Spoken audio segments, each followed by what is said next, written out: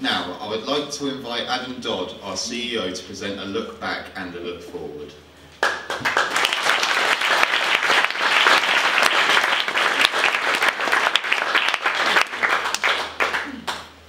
Right, good afternoon everyone. Thank you to Jacques and to John and to Councillor Penman for their presentation of the awards.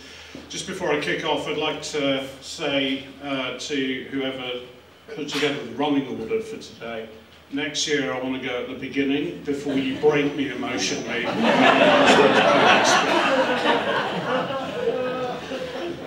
All that said, we'll kick off. I thought it might be nice to start with me bragging a bit about some of the things that we've achieved over the last 12 months. So one of the things that we did almost as I spoke to this showcase a year ago was to purchase a jam and chutney company and turn it into a social enterprise. Sounds ridiculous, in many ways it is, but it's been phenomenally successful. I've included a photo here of Josh, who used to work for us at Fursey on the tills, and during the course of building his confidence at Fursey, let us know that he, in fact, had dreamed of being a chef since the age of 12. So when we purchased the Jam and Chutney company, we created a paid apprenticeship for an apprentice chef, and Josh secured that role. Now, you've been hearing from a number of our apprentices and soon-to-be apprentices today.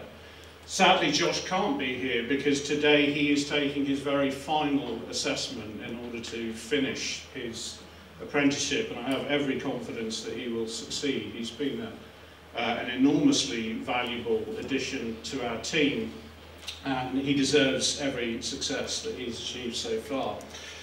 That's just one of the things that we've done. We have expanded ourselves into Bournemouth, Christchurch and Poole with a supported living service, and also a carers representation service, which is entirely new for us, but this really puts us directly into contact with family carers in the area and helps us to understand more about the experience of being a family carer, which we would hope will enable us to refine the ways that we support people and the ways that we bring motivated and dedicated families along on the journey of supporting their loved ones.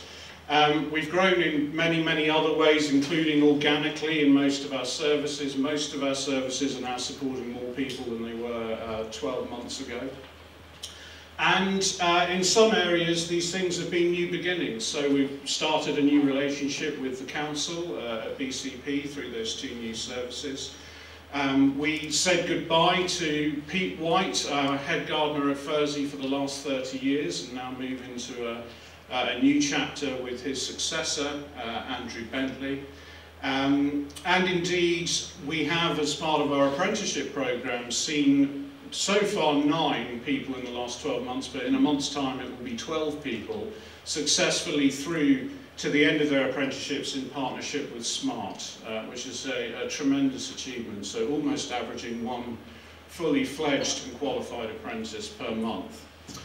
Then in terms of influencing society, I'll say a little bit more about this, but a couple of the ways in which this has been supported over the last year.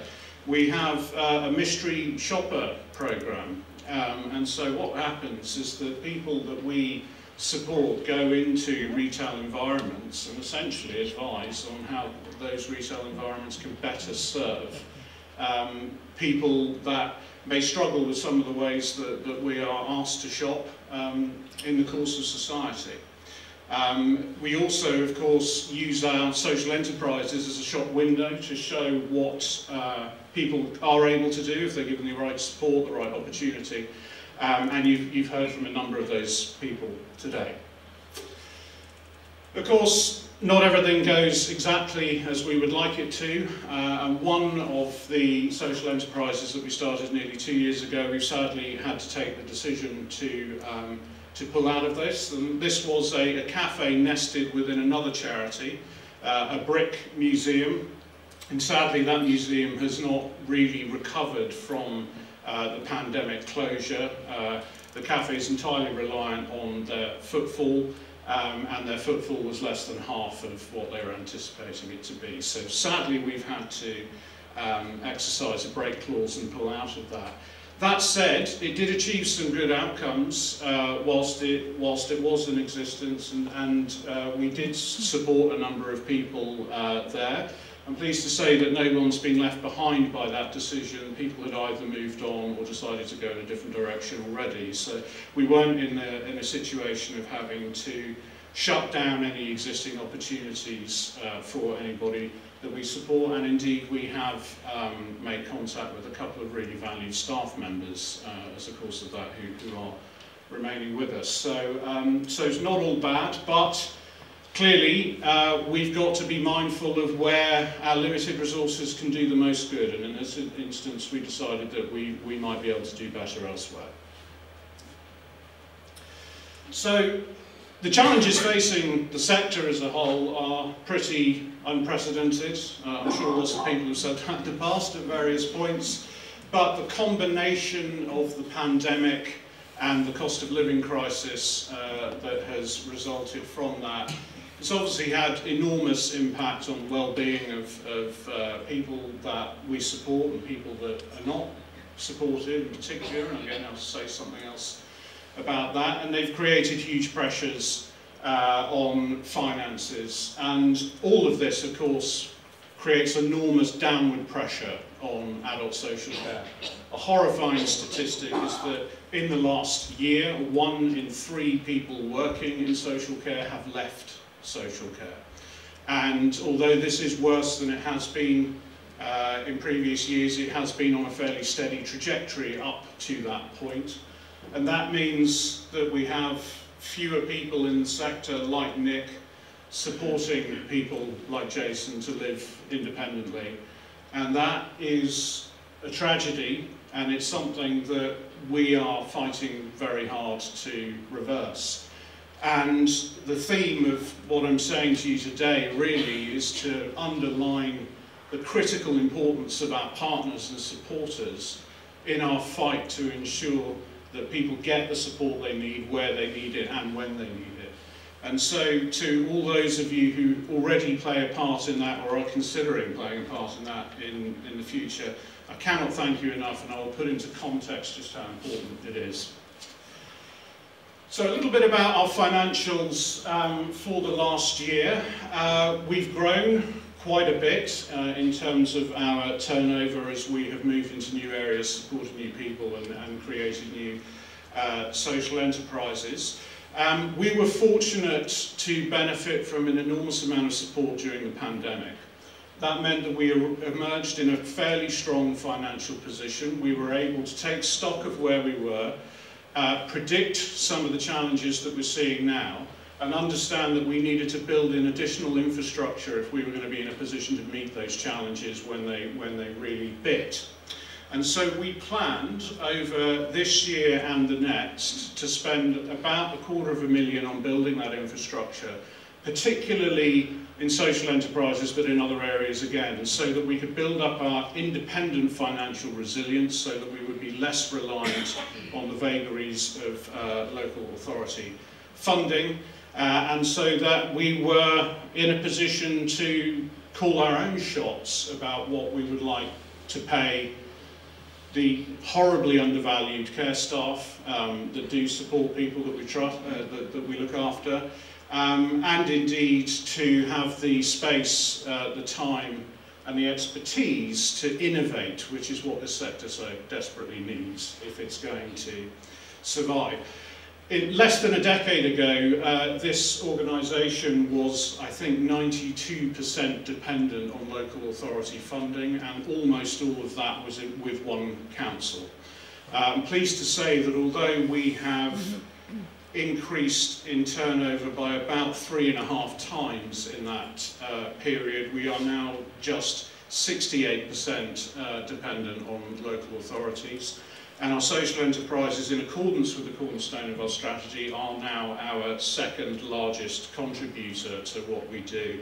Of course, it remains the case that voluntary income is incredibly important, particularly for innovation and particularly for providing services where the local authorities are unwilling or unable to provide support. So you will see that we did post a deficit this year, but that is within the 250,000 that we designated and put aside for the next 2 years, and that we are currently on track to finish this year very, very close to break even again in accordance with that plan. So it isn't getting any easier. A recent study suggests that nearly 200 of 255 local authorities consider that they are likely to file for bankruptcy in the next 18 months. That's nearly 4 in 5 local authorities. There are some that have already filed. You will have heard Birmingham in the news recently.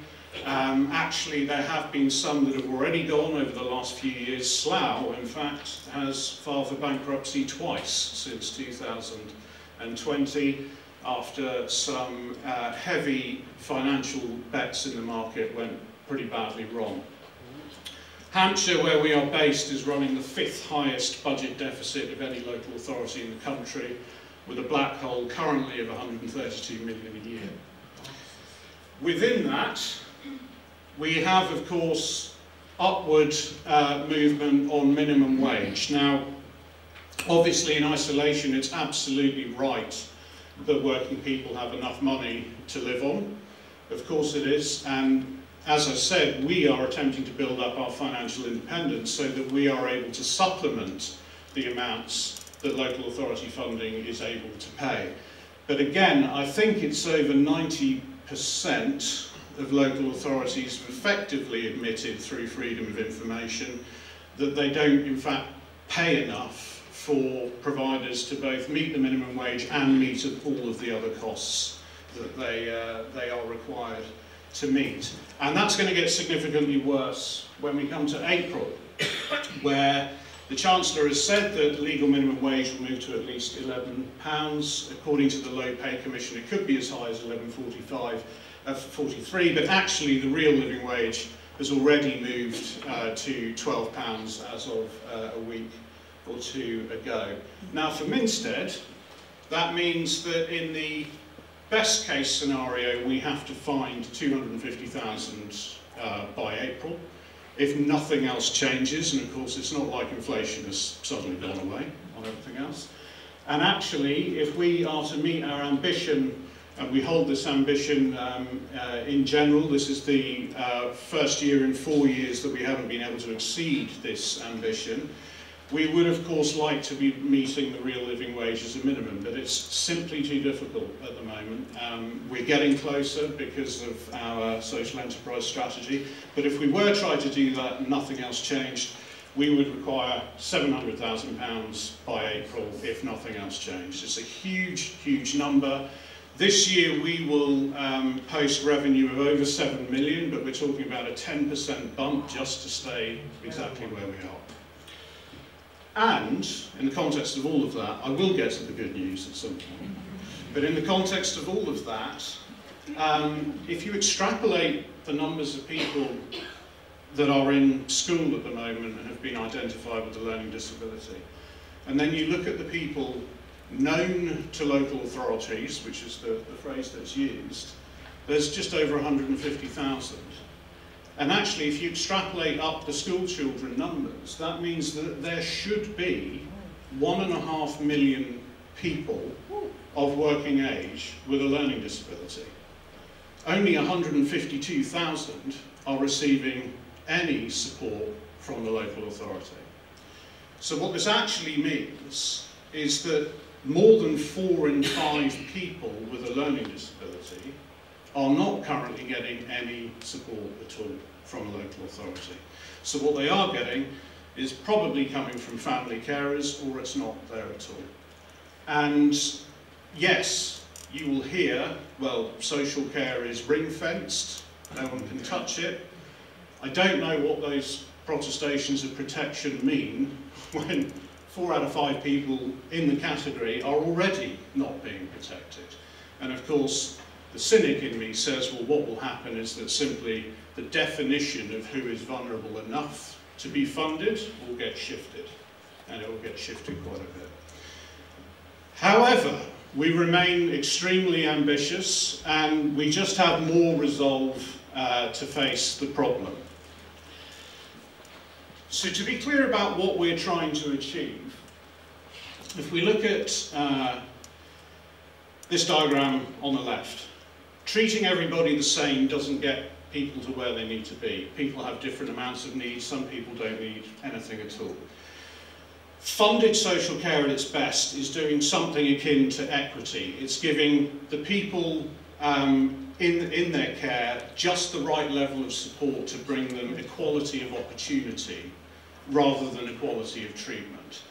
And of course, when that works well, it's great, and some of what you've seen today is a testament to what that is capable of. But of course, as we saw from the previous slide, that's the 18%, that's the lucky few.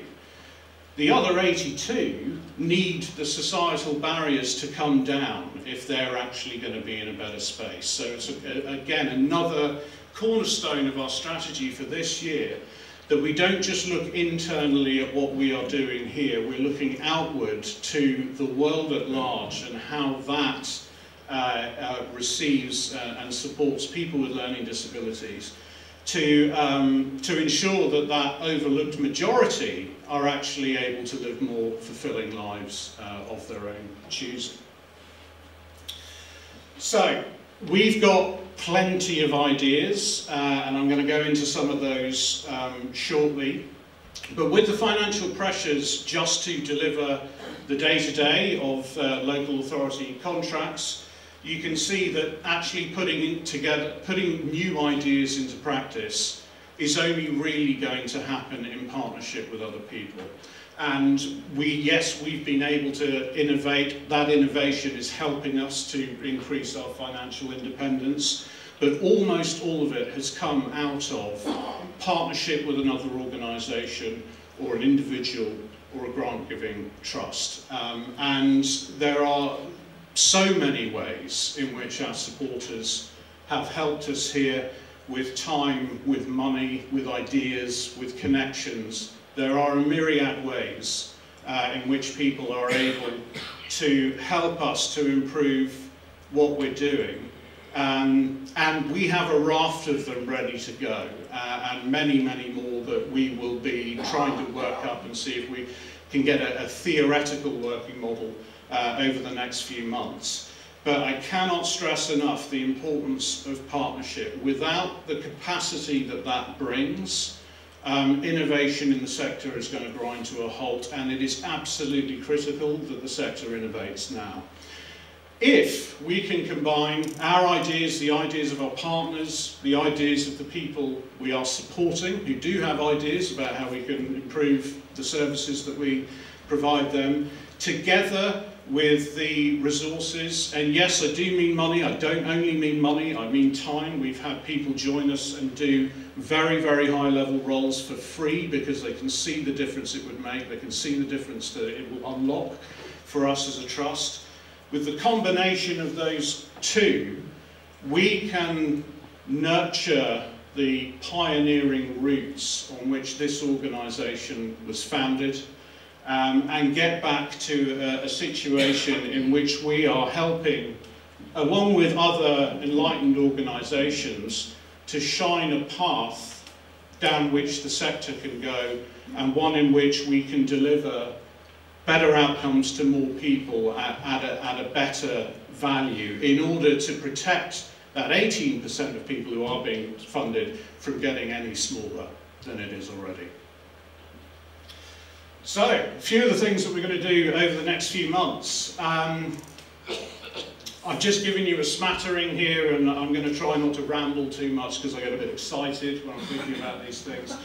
But really important is the involvement of the people that we support. Now, there are a number of people, champions that we have amongst our staff, who are really helping to look into the ways in which we can unlock, I think, the ideas of the people that we support, how we can bring critical decisions to them and get their views. And it's really about finding the right way to communicate, as it is with everybody, finding the way in which we can take what might be quite difficult, abstract, complex ideas and make them accessible so that we can unlock essentially experts by experience, which is critically important to our direction.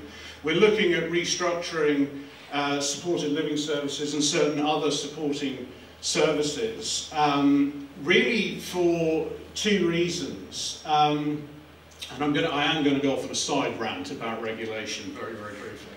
So, what I like to say that regulation is good, it comes from a good place, and it's obviously important that care standards are extremely high. The tyranny of regulation is that you can only prove it's happening with evidence. Who needs to give that evidence? The people that are trying to spend their time supporting people to be more independent in their lives. So, and then you have an organisation that says, well, if I fail on the regulation, I can't then help anybody. So suddenly the regulation becomes really, really important. And suddenly you start putting in all these layers of supervision and checks and balances and things just to make sure you've got the right paperwork in place. Now, I don't necessarily have a solution to that, but it does create these sort of top-down silos. And what we need to do is flip all of that on its head and say, well, look, we're here to support people, and all the magic of what we do is at the point of interaction between us and the supported individual. So yes, we need to do the regulation, but we need to do it with the lightest touch. We need to refocus actually everything that we're doing on the quality of those interactions. And so we are about to run a trial in one of our services whereby we refocus the efforts of the people working in there to focus on excellence at the front line and reduce the burden of regulation while still meeting all of the requirements of it, so that people are as free as they possibly can to improve the lives of the people that we support.